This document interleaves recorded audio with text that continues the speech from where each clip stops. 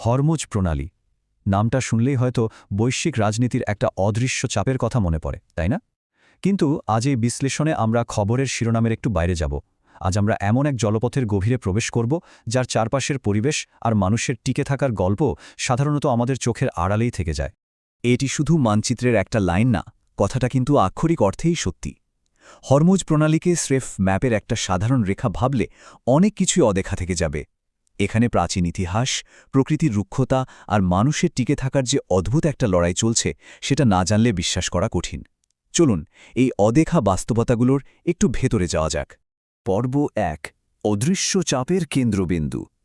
চলুন প্রথমে এই অঞ্চলটার উপর থাকা সেই বিশাল অদৃশ্য চাপের বিষয়টা নিয়ে একটু কথা বলা যাক। এই 20% সংখ্যাটার দিকে একটু নজর দেয়া যাক।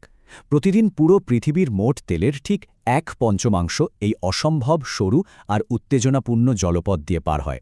একটু ভাবুন তো, পুরো পৃথিবীর অর্থনীতির এত বড় একটা অংশ প্রতিদিন এই ছোট্ট একটা জায়গা দিয়ে যাতায়াত করছে। এটা আসলেই বিশাল একটা ব্যাপার।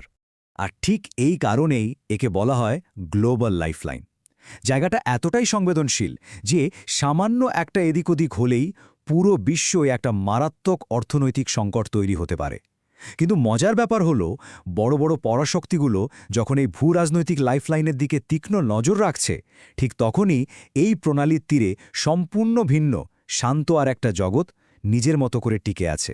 পর্ব ২, কোটি বছরের রঙিন ইতিহাস। এবার ভূরাজনীতি থেকে চোখ সরিয়ে একটু প্রকৃতির দিকে তাকানো যাক। হরমোজ দ্বীপে পা রাখলে ঠিক কেমন অনুভূতি হয় জানেন? মনে হবে যেন অচেনা রঙিন কোনো ভিন গ্রহে এসে পড়েছি। ক্যানভাসের এই রঙগুলোর দিকে একটু লক্ষ্য করুন। লাল, হলুদ, কমলা আর বেগুনি। কোটি কোটি বছরের প্রচণ্ড আগ্নেয়গিরির উত্তাপ, সমুদ্রের তীব্র চাপ আর ধীরে ধীরে ক্ষয়ের ফলে এখানকার পাহাড়গুলো ঠিক এভাবেই স্তরে স্তরে সেজে উঠেছে। দেখে মনে হয় যেন প্রকৃতি নিজেই এক বিশাল ক্যানভাসের রং তুলি চালিয়েছে।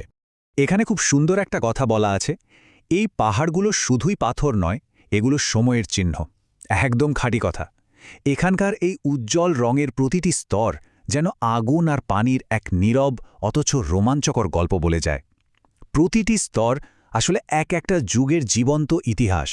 পর্ব ৩, টিকে থাকার অদ্ভুত লড়াই। চলুন এবার দেখি এই রুক্ষ আর একই সাথে চমৎকার পরিবেশে এখানকার জীবনযাত্রা কিভাবে গড়ে উঠেছে। এখানকার দুপুরের রোদ এতটাই তীব্র হয় যে দৈনন্দিন জীবনের কাজকর্ম এক প্রকার থামিয়ে দিতে হয়। এই চরম আবহাওয়ার সাথে কিন্তু স্থানীয় মানুষজন যুদ্ধ করতে যায়নি, বরং তারা খুব দারুণ একটা কৌশল বেছে নিয়েছে, যাকে বলা যায় হরমুজ হাউস। এই বাড়িগুলোর দেয়াল অত্যন্ত মোটা আর জানালাগুলো খুব ছোট। এটা কোনো সাধারণ ডিজাইন নয়, বরং বাতাস চলাচলের পথকে সর্বোচ্চ ব্যবহার করতে এবং ভেতরের তাপমাত্রাকে একদম কমিয়ে রাখতে নিখুঁত হিসেব করে এগুলো বানানো হয়। মানে পরিবেশের সাথে খাপ খাইয়ে নেবার এক মাস্টারপিস। এখানে হরমুজের একটা অদ্ভুত দ্বৈত রূপ খুব চমৎকারভাবে ফুটে ওঠে। একদিকে প্রণালী দিয়ে যাচ্ছে কোটি কোটি ডলারের সম্পদবাহী বিশালাকার সব তেলের জাহাজ, যেগুলোকে দূর থেকে আস্ত ভাসমান শহরের মতো মনে হয়। আর ঠিক তার পাশেই রয়েছে স্থানীয় জেলেদের খুব সাধারণ সব গ্রাম, যাদের জীবন চলে সম্পূর্ণ ভিন্ন এক ধীর গতিতে, শুধুমাত্র বাতাস আর জোয়ার ভাটার উপর নির্ভর করে। একই জায়গায় দুটো সম্পূর্ণ ভিন্ন জগতের এমন সহাবস্থান সত্যি অবাক করার মতো। পর্ব ৪, এক নাজুক সামুদ্রিক ভারসাম্য। এখন সবচেয়ে আকর্ষণীয় বিষয়টা হল ভূপৃষ্ঠের এই প্রচণ্ড তাপের নিচে, মানে পানির গভীরে, জীবন কিভাবে নিজেকে মানিয়ে নিয়েছে সেটা দেখা।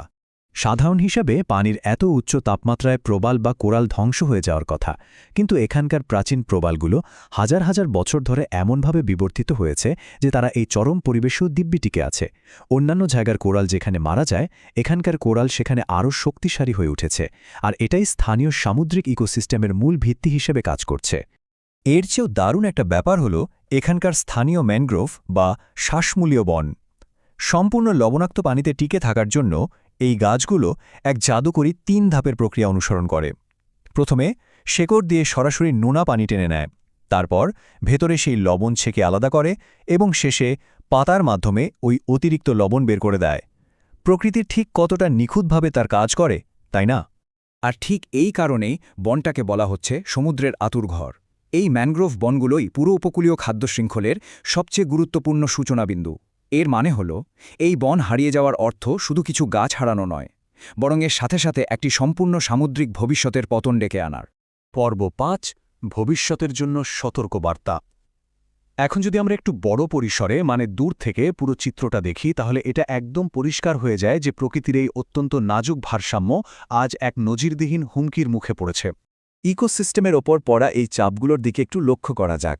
একদিকে বৈশ্বিক তাপমাত্রা বৃদ্ধি, অন্যদিকে ক্রমবর্ধমান শিল্প দূষণ, তেলের জাহাজের বিশাল চাপ আর মানুষের আনাগোনা সবকিছু মিলে এখানকার প্রাণীদের ওপর এক তীব্র চাপ সৃষ্টি করছে। এই দূষণ আর তাপমাত্রার ধীর কিন্তু নিশ্চিত বিস্তার সবকিছুকেই একটু একটু করে ধ্বংসের দিকে ঠেলে দিচ্ছে। টিকে থাকা মানে শুধু সম্পদ থাকা নয়, বরং যা আছে তাকে কিভাবে ব্যবহার করতে হয় তা জানা। এই উক্তিটি আমাদের সবার জন্যই একটা বড় শিক্ষা।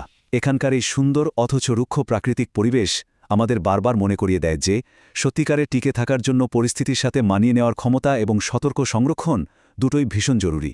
বিশ্বজুড়ে জলবায়ু যখন বদলাচ্ছে তখন এই সরু প্রণালীটি আমাদের জন্য একটা গভীর ভাবনার জায়গা তৈরি করে দেয়। অর্থনৈতিক খবরের বড় বড় শিরোনামের নিচে চাপা পড়া এই নাজুক প্রাকৃতিক পরিবেশের দিকে কি আমরা সত্যিই নজর দিচ্ছি, নাকি আমরা এখনও শুধু ওপরের দিকটাই দেখে যাচ্ছি?